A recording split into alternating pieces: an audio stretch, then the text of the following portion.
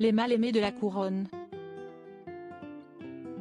Charles III a beau avoir récupéré une partie de la popularité de sa mère, la reine Elisabeth II, depuis le décès de celle-ci le 8 septembre dernier, il a longtemps été le prince mal-aimé, notamment en raison de sa liaison de toujours avec Camilla Parker Bowles.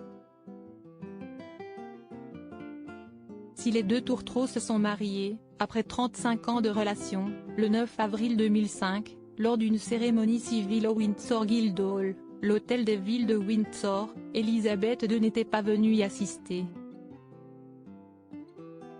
Plus bigote encore que l'archevêque de sa propre église, la reine n'a pas voulu assister à cette cérémonie civile pourtant tolérée par les règles anglicanes, analyse Michel Faure dans son livre Charles III, roi d'Angleterre aux éditions de l'Archipel.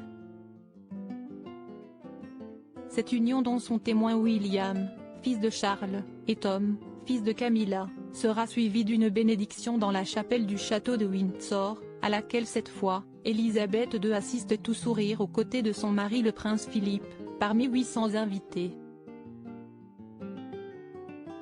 L'archevêque de Canterbury procède à la lecture des textes religieux et la reine va même jusqu'à prendre la parole et prononcer un discours, en dépit de Béchesbrook et de The Chair, N. D.L.R, obstacles de course hippique, et toutes sortes d'autres obstacles terribles que mon fils a surmontés, je suis très fier et je leur souhaite le meilleur. Cite Michel Faure. La relation entre la reine et Camilla était alors au beau fixe. Depuis 2000, Elisabeth II multipliait les signes d'intégration à l'attention de celle qui deviendra la duchesse de Cornouailles, jusqu'à l'inviter à Buckingham Palace pour son jubilé en 2002, signe d'acceptation ultime. Le roi Charles et Camilla, les 40 photos qui ont marqué leur histoire d'amour. Le prince Charles aurait pu épouser une autre femme. La reine Elisabeth II n'a pas parlé d'obstacles pour rien, sans même évoquer les vides freins à leur mariage constitué par l'union de Charles avec Diana. D'autres barrages auraient pu empêcher Camilla d'épouser son prince. L'auteur Michel Faure relate également une anecdote concernant une autre jeune femme que le prince héritier avait failli épouser, Anna Wallace.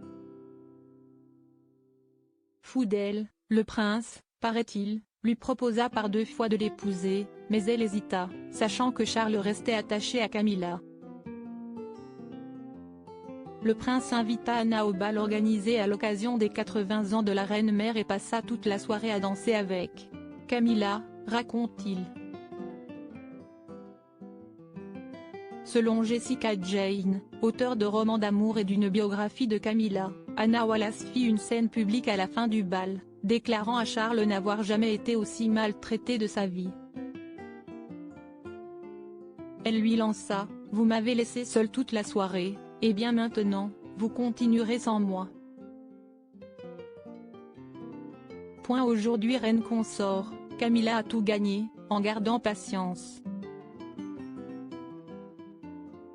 Crédit photo, GoFINF.